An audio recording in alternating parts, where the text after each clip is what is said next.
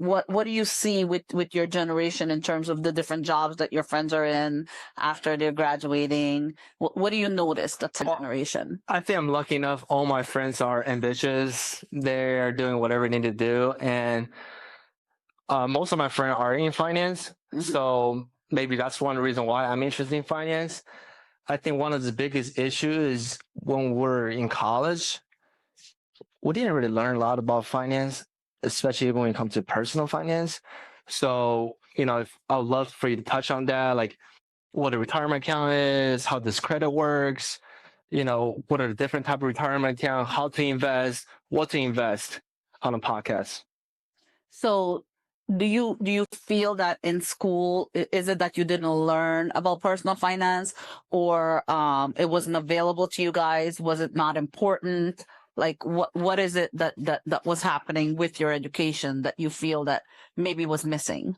I think they just didn't touch up on it enough. So people, whenever I talk to people, they're kind of like, oh, well, I invest money. What are you investing?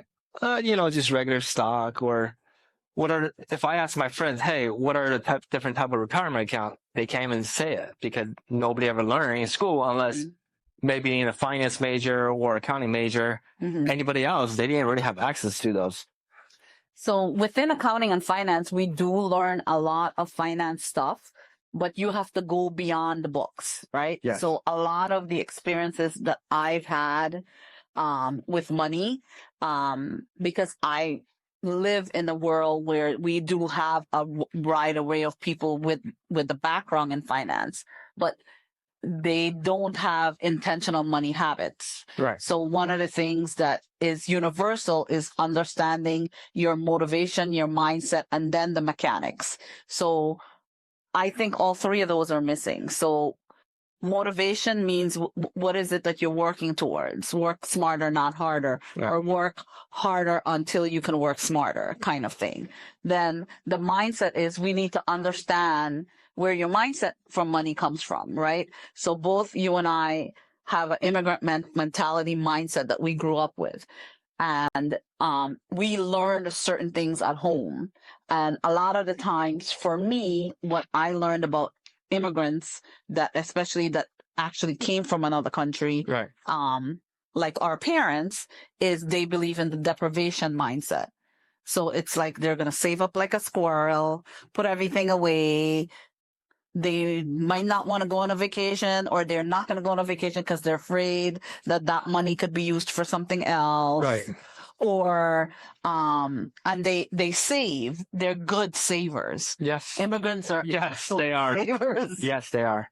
They buy homes. Like they know how to invest in real estate, right? Right. So they'll buy one of the things they're always wanting to buy a home, and they know about real estate because land is a universal language. Yeah. So no matter where you are, in China, in Guyana, in India, in Europe, in America, land is universal. That's the topic that everybody knows. You buy land, you can't go wrong. Right. Right.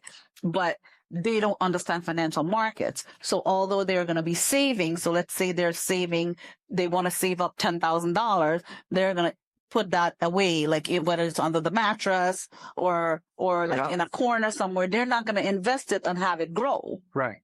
So I think that our money mindset comes from that. We're good savers. Yes, right? We are. Because we learned that from our parents. We learned about being good savers, but that doesn't necessarily mean we know how to be intentional about our money. No. We don't know your parents never said to you, Sean, if you have this $100 and you're saving it, put it in a Roth IRA and invest it in the S&P 500. Yeah. You're young. You can let that money grow, because despite the last 3 days and what has happened to the market, take that out. The S&P 500 in the last 10 years, 15 years has been growing at 9.5%. The market goes up and down, right? But 9.5%.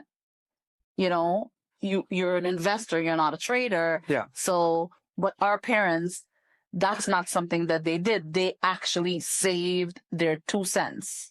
And they wait on their 2 cents, and they don't do anything else. They deprive themselves of everything, and they save on that goal.